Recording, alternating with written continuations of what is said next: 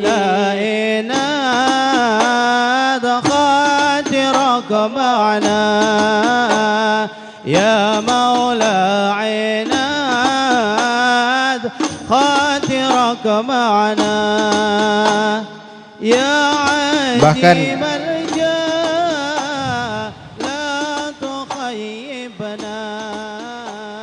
Dikatakan ketika magom kewalian dari Syekh Abu Bakar bin Salim itu akan diwarisi ke zuriya beliau. Syekh Abu Bakar bin Salim pada waktu itu menjelang dari dekat-dekat waktu wafatnya di kamar Sayyid Yusuf, murid dari beliau yang dipangku oleh Sayyid Yusuf. Sayyid Yusuf ini termasuk murid kesayangan dari Syekh Abu Bakar bin Salim, ya. Beliau termasuk murid kesayangan dari Syekh Abu Bakar bin Salim dan beliau berharap ya mendapatkan magom dari Syekh Abu Bakar bin Salim, karomah dari magom kewalian dari Syekh Abu Bakar bin Salim, sehingga beliau mengatakan ketika detik-detik sakratul mautnya Habib Syekh Abu Bakar bin Salim, beliau katakan falam magodo zaidun wa toron, ya. Dan dia berharap Syekh Abu Bakar bin Salim menyaut jawaban tadi, menyaut perkataan tadi dengan mengatakan jawaznakaha, yang artinya isyarat keinginan dari Sayyid Yusuf untuk dapat warisan magom kewalian dari Syekh Abu Bakar bin Salim. Dia berharap mendengar itu dari lisannya Syekh Abu Bakar bin Salim. Maka jika Syekh Abu Bakar bin Salim mengatakan zawajnakaha, maka itu ada jawaban isyarat dari magom beliau akan diwarisi oleh Syekh Yusuf. Akan tetapi Syekh Abu Bakar bin Salim tidak menjawab seperti apa yang diinginkan oleh Syekh Yusuf tadi. Malah Syekh Abu Bakar bin Salim berkata kepada muridnya, dia mengatakan, wahai Yusuf, sesungguhnya engkau menginginkan magom kami, ya.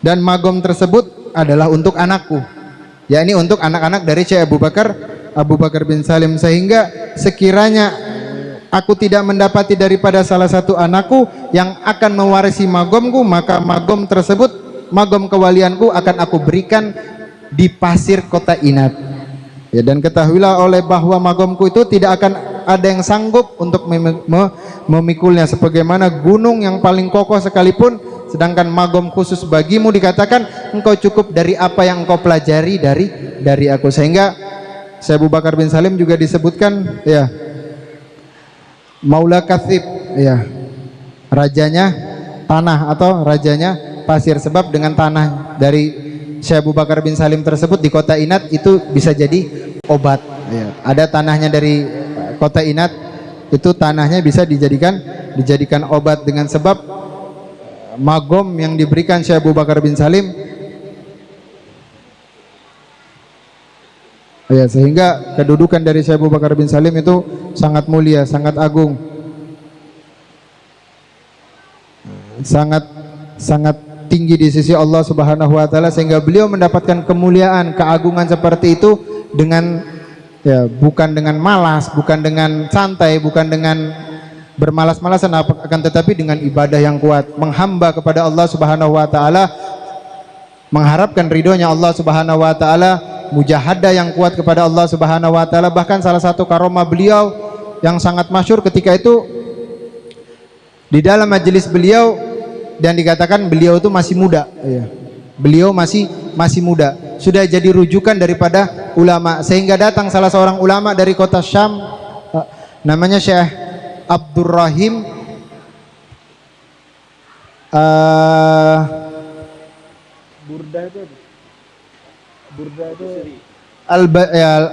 Al-Busiri, Syekh Abdurrahim Al-Busiri datang kepada Syekh Abu Bakar bin Salim sebab suatu masalah beliau dimusuhi oleh istrinya, ya. Syekh Abdurrahim Al-Busiri ini dimusuhi oleh istrinya, bahkan mertuanya nggak suka sama dia, benci sama dia, sehingga Syekh Abdurrahim Al-Busiri ini cari tahu di mana keberadaan Syekh Abu Bakar bin Salim untuk datang minta solusi, minta doa bagaimana ia agar dicintai lagi oleh istrinya. Sehingga ketika Syekh Abdurrahim Al-Busiri datang ke kota Inat, dia dapati rumah dari Syekh Abu Bakar bin Salim. Ia masuk ke dalam rumah tersebut. Ia masuk di dalam rumah tersebut, dia belum cerita apa-apa. Masih dia datang, dia duduk, dia belum ngomong, belum cerita, belum apa. Sehingga Syekh Abu Bakar bin Salim mengkasyafnya, ya. Syekh Abu Bakar bin Salim mengkasyafnya, Dan pada saat itu dibagikan kopi, ya, kopi buat para tamu. Sehingga Syekh Abu Bakar bin Salim melihat kopi tersebut diambil, dia taruh kopi itu di luar dari jendela. Ya, kopi ini diambil, dikeluarkan tangannya lewat jendela. Setelah dia keluarkan tangannya lewat jendela, kopi yang dipegang Syekh Abu Bakar bin Salim, pas dia masukkan lagi, kopinya hilang. Ya, kopinya nggak ada lagi. Maka kata Syekh Abu Bakar bin Salim kepada Syekh Abdurrahim, sekarang hajatmu sudah selesai. Sekarang hajatmu sudah selesai dan engkau boleh pulang. Maka kata Syekh Abdurrahim Al-Busiri, saya belum cerita, belum ngomong apa-apa, belum cerita apa-apa, tapi disuruh pulang. Ya khair, namanya nurut apa kata ulama di zaman itu, ya sudah dia pulang ke kotanya. Sampai dia di kotanya, perjalanan yang jauh, sampai dia di kotanya, ketika ia masuk dari kotanya, ia lihat istrinya lagi nyambut dia. Istrinya yang awalnya benci, dongkol, nggak suka sama dia, sampai dia bingung harus bagaimana. Dia datang ke Inat untuk minta solusi ke Syekh Abu Bakar bin Salim. Dia datang, dia dapati kaget, istrinya berubah 100%. Istrinya nerima dia, bahkan mertuanya cinta, disambutnya. Maka Syekh Abdurrahim bingung, kenapa engkau seperti ini? Maka kata istrinya, ayo masuk dulu ke rumah. Sampai di dalam dijamu suaminya, diberikan layanan istimewa. Ditanya, kenapa engkau berubah seperti ini? Maka kata istrinya tadi, sesungguhnya beberapa bulan yang lalu saya didatangi seorang lelaki dengan rupa sifat fisiknya seperti ini. Maka Syekh Abdurrahim menghitung hari tersebut. Dihitungnya hari tersebut, ternyata pada saat itu dia berada di rumahnya Syekh Abu Bakar bin Salim. Dan dia bilang, kata si wanita tadi, istrinya tadi, lelaki tadi rupanya seperti ini, wajahnya berpakaian ini seperti ini. Oh, kata Syekh Abdurrahim, oh ini pakaiannya Syekh Abu Bakar bin Salim. Ini Syekh Abu Bakar bin Salim. Dan si istrinya tadi bilang, sesungguhnya dia memberikan saya kopi. Ya, saya berikan kopi dan saya minum, berubah. Saya langsung cinta, saya rindu, saya kangen sama engkau. Maka kata Syekh Abdurrahim, wah dia ingat.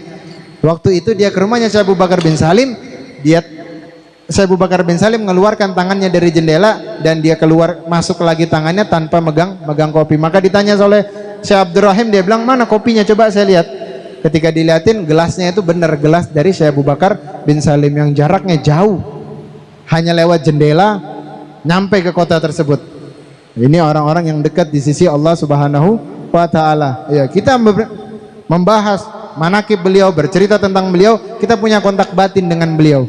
Sehingga ulama bilang ketika kita menyebutkan nama beliau, beliau tuh tahu.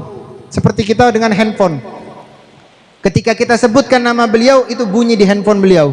Ya, seperti handphone itu bunyi handphone di depannya tulisan nama kita. Dan beliau tahu saat ini kita memperingati haulnya dari Syekh Abu Bakar bin Salim. Mudah-mudahan dengan kita peringatkan haul beliau, Allah Subhanahu wa Ta'ala kumpulkan kita di dunia dalam keadaan bahagia, di akhirat berbahagia bersama Syekh Abu Bakar bin Salim. Allah tolong kita, Allah bantu kita dengan berkat hal dari Syekh Abu Bakar bin Salim. Allah muliakan kita dengan sebab kita memperingati hal ini. Mudah-mudahan Allah sehatkan kita, yang sakit Allah sembuhkan, Allah panjangkan umur kita, Allah jadikan anak-anak kita anak soleh dan soleha. Yang belum punya anak mudah-mudahan cepat punya anak, yang punya anak mudah-mudahan anaknya jadi anak yang soleh dan soleha dengan sebab kemuliaan dari Syekh Abu Bakar bin Salim. Dan mudah-mudahan Allah Subhanahu wa Ta'ala merahmati, ya, memberikan umur panjang kepada guru-guru kita, para habaib kita, para asatid kita, hingga terus membimbing kita sampai akhir umur kita, hingga bisa mengantarkan kita di hadapan pintunya baginda Nabi Muhammad sallallahu alaihi wasallam. Wa akhiru kalam, summa salam, assalamualaikum warahmatullahi wabarakatuh.